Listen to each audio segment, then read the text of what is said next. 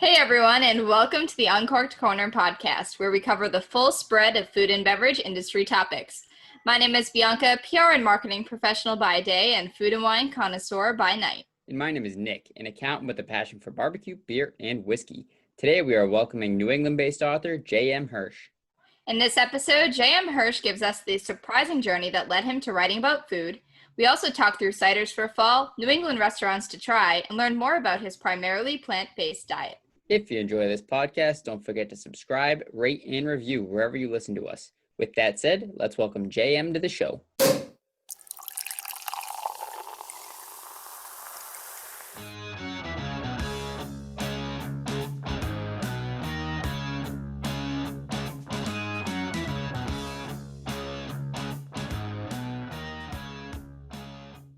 Welcome to the show. Can we have you start by introducing yourself to our audience and giving them a bit more information on your background? Sure. So I'm J.M. Hirsch. I am the editorial director of Christopher Kimball's Milk Street, which is a multi-platform food media company. That's what everybody calls themselves these days, I guess. And we have a TV show on PBS. We have a radio show on NPR. We have a magazine. We do cookbooks. We have a culinary school that's now all virtual. And what else do we have? We have probably a lot more stuff, but that's what we have. And we've been around for about 5 years, and it's going strong. Our kind of stated mission is to canvass the world, quite literally, and look for foods and techniques and ingredients that change the way we cook. Awesome. Fun fact, I actually work at 177 Milk Street when there's no pandemic. Are you up? You must be upstairs because we're on the we're way up top. But I was like, that's so funny. When I reached out to you, I said, that's definitely the address. Oh, that's funny. I hope you don't mind if while we're talking, I make a cocktail. It seemed like the only respectable thing to do. No, go for it. What are you making? Anything special? So this is my kind of go-to cocktail these days. I learned it in London. It's called a Bouquet. It's actually from New Orleans. And it's kind of a happy spot between, say, a Manhattan and an old fashioned. It's got rye, Benedictine, sweet vermouth, and cognac. I love it. So nice. It seems like a respectable thing to do. Of course, we're the Uncorked Corner podcast. Get it uncorked, right? We approve. Awesome. So the two books that we have now, so you have a new book coming out, which is focused on cocktails, correct? Yes. Shake, strain, done. It's craft cocktails at home. The idea is, so, for my job, I get to travel the world, and I know it's a hardship. And when I do, I always check out the best bars and wherever I am. And I love to geek out talking to the bartenders, learning their tricks. And the problem is, and this is my complaint about most cocktail books, is that they're written for people at those bars, the bartenders and the mixologists. And it's almost impossible to recreate those drinks back home because we don't create these weird elixirs and infusions and have, 30 bottles, gin to pick from. And so my goal was to create recipes that use things that most people will have around their house, but that can still produce craft quality cocktails. So that's the mission of Shake, Strain, Done. Love that. And it's very different than your other books that you have. So can you tell us how you kind of went from, the books that we have here, which are High Flavor, Low Labor and Beating the Lunchbox Blues, which is totally different. How did you go from one to the other? Parenthood, which you can actually trace the evolution of my drinking from those books, I guess. No, the first book was the High Flavor, Low Labor, which I wrote when my son was probably 4 or 5 years old. And, it was all about using high flavor ingredients to get great food on the table fast. And because I always worked from home, but I always had a full-time job, and my ex-wife and I never used childcare. So we just kind of worked opposite shifts, and to make sure that one of us was always home with our son. And that meant that getting dinner on the table was a bit of a rush order. And so over time, I realized that I was using these kind of potent ingredients, you know, the balsamic vinegars, the prosciuttos, the jalapeno chilies of the world, to pack a lot of flavor into really simple cooking. And that was kind of the beginnings of that book. And then as my son got older, after that book came out, I started what ended up, at the time, I just thought it was stupid, frankly.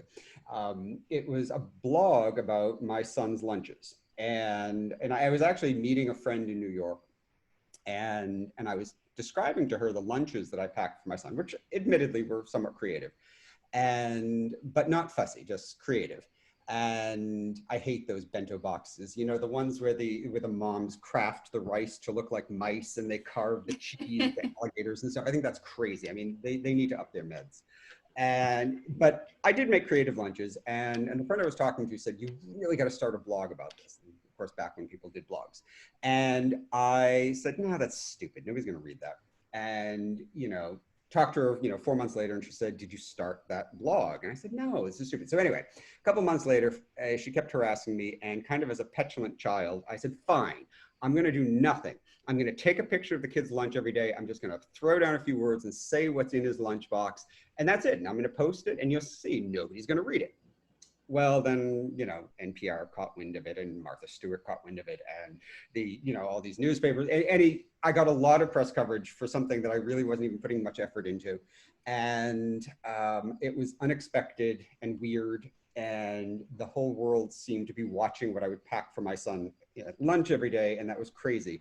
And especially since he actually at the time didn't even know I was doing a blog about his lunches. He was just eating them every day, clueless.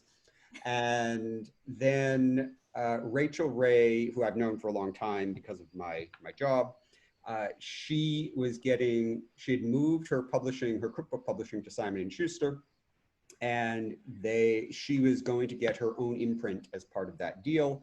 And she approached me about doing a book about the Lunchbox Blues, which was the name of the blog at the time, and as her first book under her imprint. And so what started as really a stupid idea to write about my son's lunches and post pictures of them turned into a book.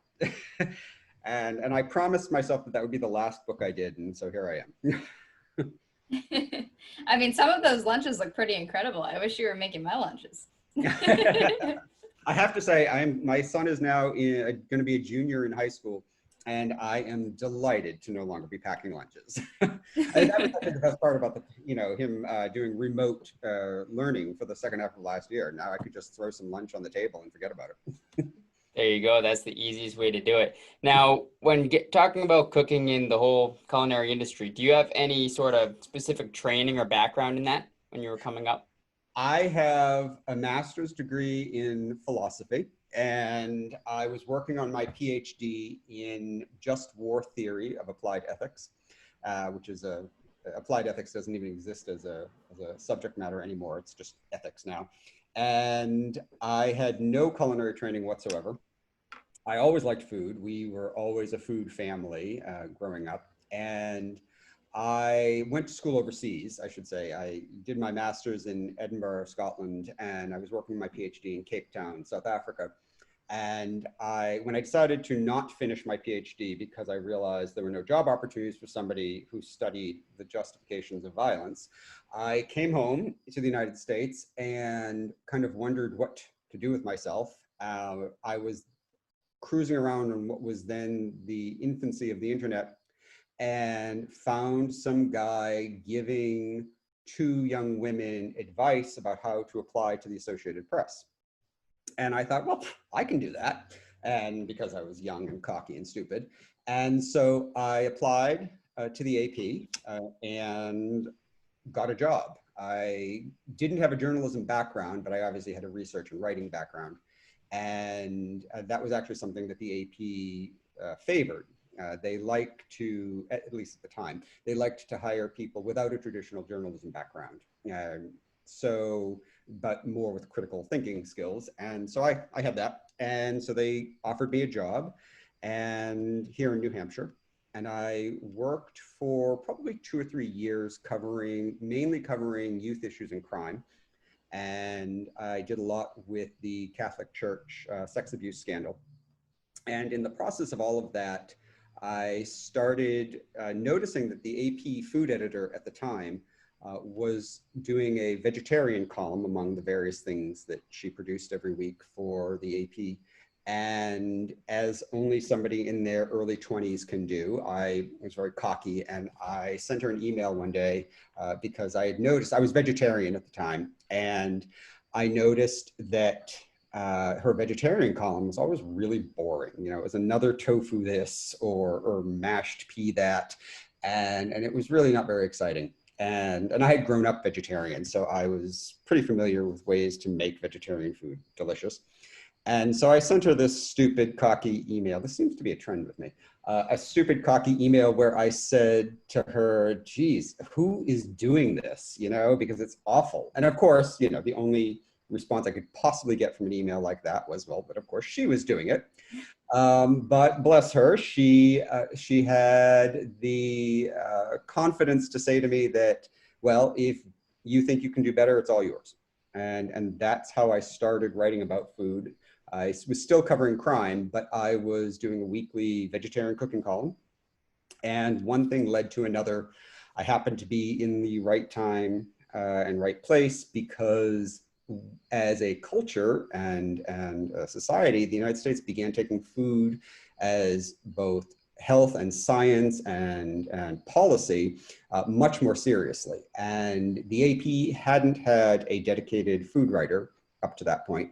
And so I became the AP's food writer, covering national food policy and health and science. And I did that for, I forget, maybe 2, 3, 4 years. And then when the food editor retired, I replaced her, and I was the food editor for, oh gosh, at least a decade. And I was there. I worked for our New York office, but I worked from here in New Hampshire, from home. And then when Christopher Kimball was starting, as most people probably know, he left America's Test Kitchen, Cooks Illustrated, and started Milk Street about 5 years ago. And he approached me about coming on as editorial director for the company. And it was a hard decision to make because I was leaving a 20-year career at the Associated Press, but it was definitely a great decision, and I haven't looked back. So no, I have, all of which is to say, I have absolutely no culinary background, but I've been in the food world for probably, 15, 20 years now. And I love it. And I do love to cook. I'm not a particularly exacting cook. I just try to throw things together. And along the way, I discovered that I also like making cocktails, and that was the remedy to parenthood. And on both of those things, when it comes to the cocktails and the food, you mentioned you do a lot of traveling, and that's where you learn a lot of these things. Is that your primary inspiration for finding new recipes for these cocktails and foods, or do you do a lot of research online or in books otherwise? So a lot of both, actually. And, so I do travel a lot. I travel when we're not in the middle of a pandemic. I tend to travel overseas probably 1 to 2 weeks out of every 5. And I love checking out the bar scene and learning from the pros, because I'm absolutely not a pro. And I love chatting with them and learning so much. And you see so many different ingredients and so many different techniques that it's really fascinating. And people are doing some really creative, cool stuff in the cocktail world. And I absolutely love to geek out about that with them. And so that was the bulk of Shake, Strain, Done was developed that way, by kind of sitting at the bar and talking to the bartenders and learning as much as I can and tasting their great cocktails and trying to figure out, all right, how do I deconstruct this so that it's not as complicated but just as good, so that somebody at home, without all of the tools and tricks and ingredients that the guy at the bar has, can make something pretty similar and equally good. And that's how that book came together. I'm now actually, because again, I'm stupid, I'm working on the next cocktail book, and so this one's not even out yet, and I'm working on the next one. And this one is going to be pure research. And I didn't expect how much I would really enjoy the geeking out part of it.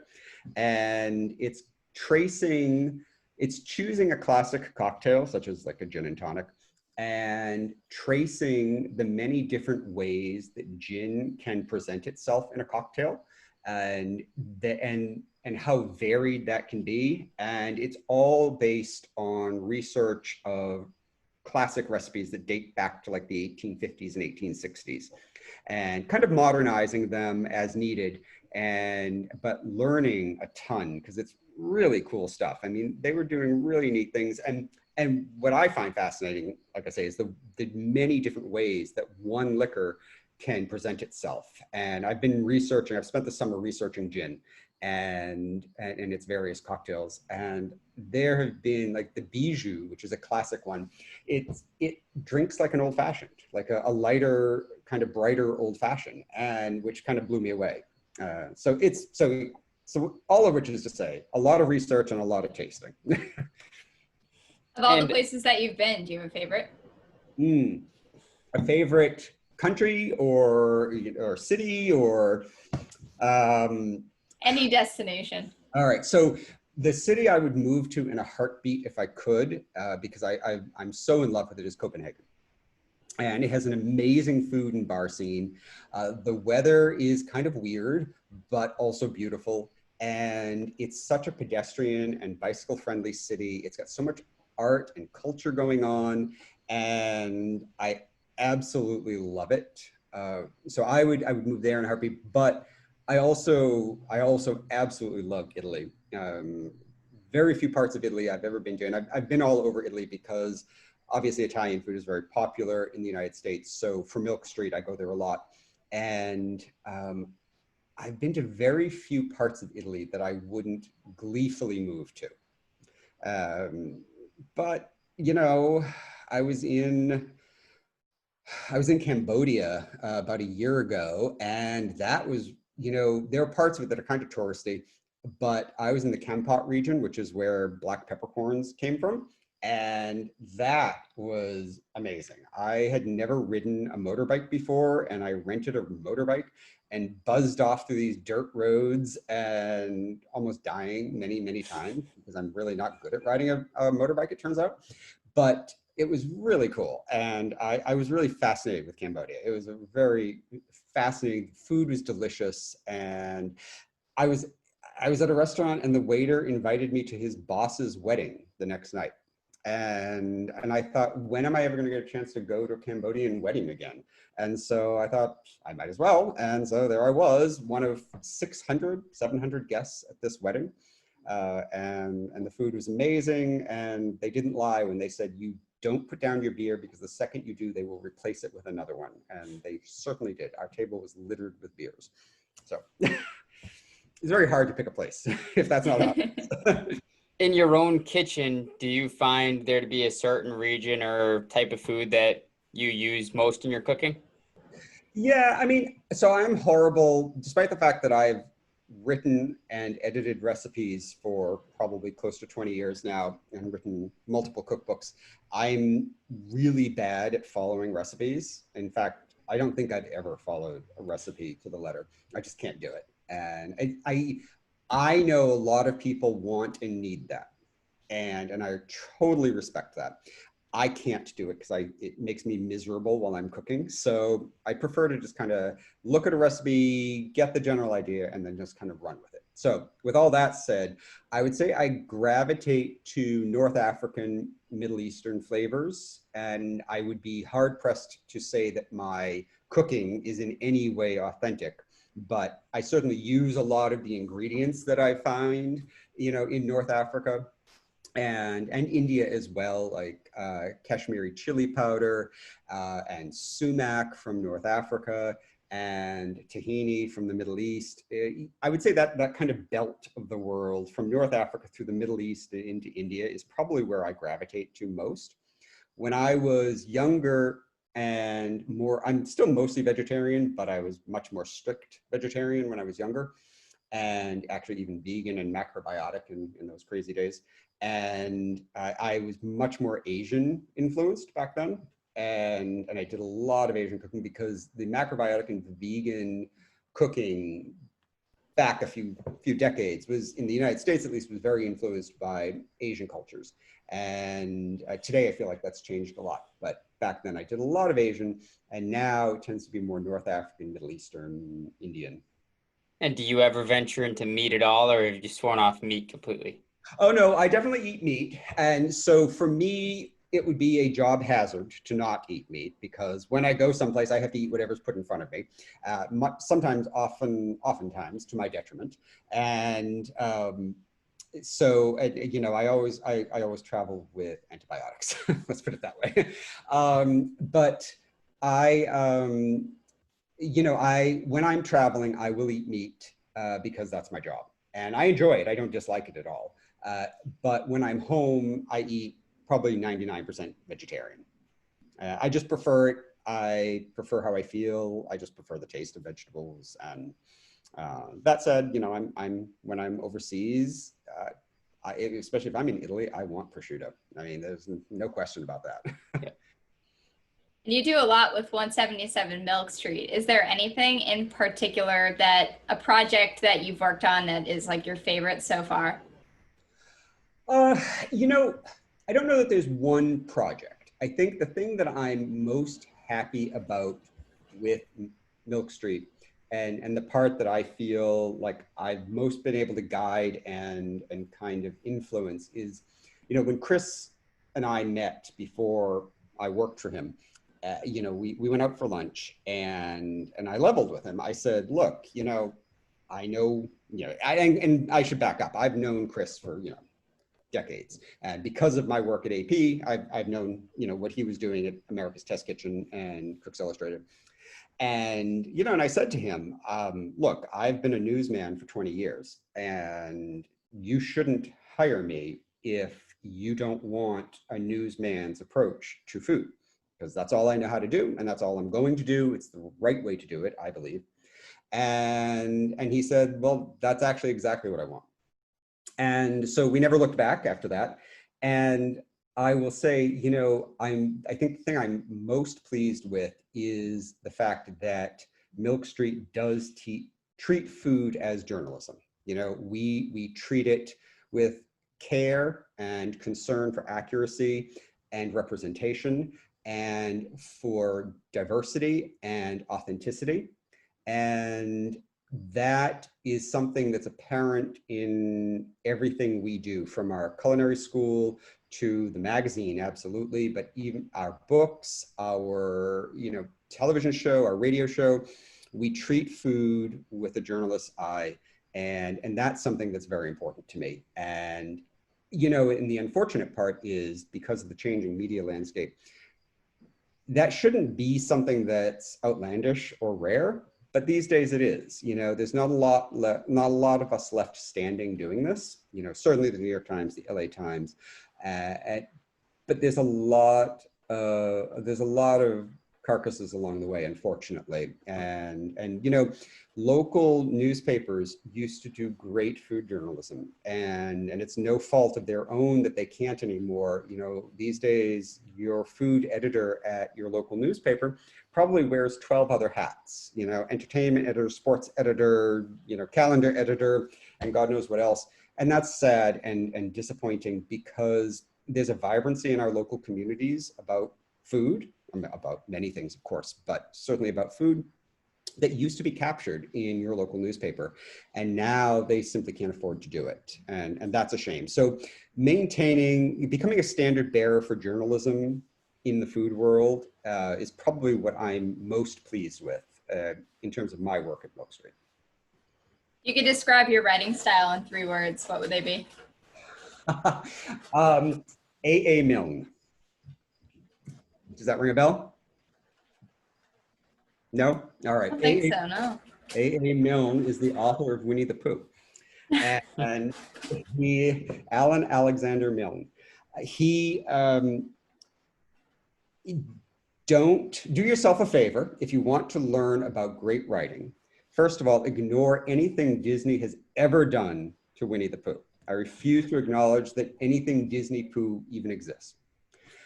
Go get the real Pooh stories. There's 2 books, and The House at Pooh Corner and Winnie the Pooh. And his writing is absolutely brilliant. He says more in 5 words by choosing the words he doesn't use than most people can say in 500 words. And his writing is, I mean, he was one of the greatest satirists of his time. And then he turned that perspective on to writing for children. And if you watch the Disney version of Pooh, all you get is this sappy, stupid, lovey-dovey crap. If you read the real Pooh, those creatures were brutal to one another, cutting one another down constantly, insulting one another, and doing so quite effectively. And the characters were so well developed and so biting at times, and yet so insightful. And like I say, he is just a master of saying so much with so little. And so when I'm writing, I always think in the background, okay, how many of the words that I just wrote can I eliminate and still convey what I'm trying to say? And there's a power in that, because when we're spoon-fed all of the words of a story, then our brain isn't working.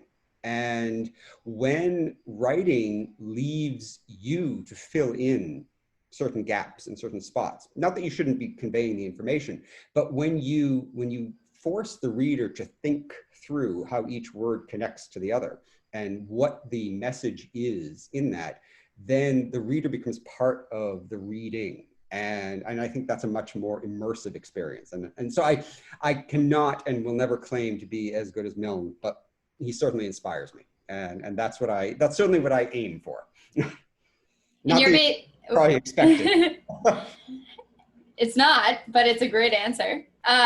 You're based in New England, so you're in New Hampshire. For someone who's visiting the Northeast or New England in particular, are there specific restaurants or bars that you would recommend normally during normal circumstances that they visit? Yeah, go to New York. So this has been the bane of my existence in New Hampshire for decades now. I moved to New Hampshire because my parents lived here, and I moved back here from South Africa.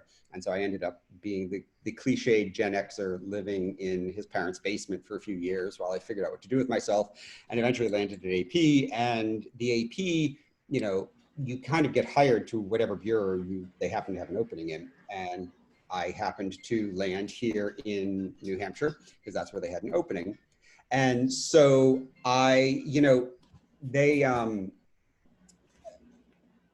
sorry, I just canceled the call so that wouldn't refresh my mind. What were we talking about? Best restaurants. Yes, okay, I'm sorry. Yep. So sorry. Sorry, I was distracted by a call. And so, I came here and I realized very quickly that there's no good food in New Hampshire.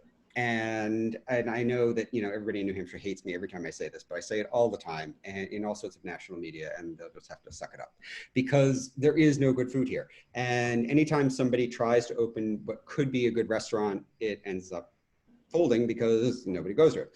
And so I don't find much in New Hampshire. Vermont, I don't get to very often. I know there's some good restaurants in Vermont. Portland, Maine is where to go. Portland where I live, yeah. Oh, there we go. Yeah, Portland is, now I don't get up there nearly as often as I would like, but Portland, Maine, I mean, duck fat, I could just live at duck fat. And I know that's kind of an aging entity up there, but I still go for the fries there. And it's just, I love Portland because it's such a vibrant scene. I think they could do better on the bars, but they definitely have a great food scene. And back in the day, I used to go up to Arrows occasionally, which was fantastic. And but Boston is very hit or miss. There's a new place I tried just before the pandemic that was the Fox and the Fork, or the Fork and the Knife, or the Fox and the Knife, something like that. It was very good. And the bar scene, New York. I always tell people go to New York, and you can get good food, great food, almost on every corner in New York. And So I should say that when I was working at AP, I would travel to New York about once a month, and for 3, 5 days. And so New York used to be my second home in many ways. And I used to eat my way through the city because I was the AP food editor. And so when you do that and then you come home to New Hampshire and, you have Friendlies and McDonald's and, some well-meaning independent places that, don't quite have their act together, it's kind of depressing. So I don't often recommend people go out to eat here.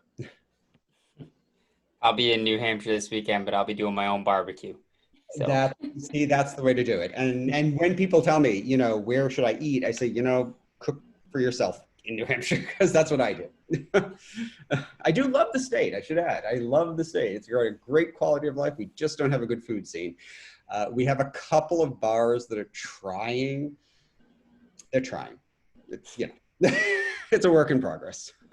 how do you feel about the whole craft drink scene outside of cocktails when it comes to craft beers and everything? Because in New England, I know there's an awful lot of that. There's a tremendous amount of it. And in fact, my sister-in-law is tapped into that. She works for the Sam Adams crew, and she's always talking about all sorts of great stuff. And it's cool, it's fun. I don't pretend to know much about it. I'm an IPA guy. You can't get hoppy enough for me. I haven't spent the time, because I've been so focused on cocktails the last 3 or 4 years, I haven't spent the time that I would like to studying it and really learning it. But I'm always in search for the hoppiest beer I can find. I love Lord Hobo. I love the Boom Sauce.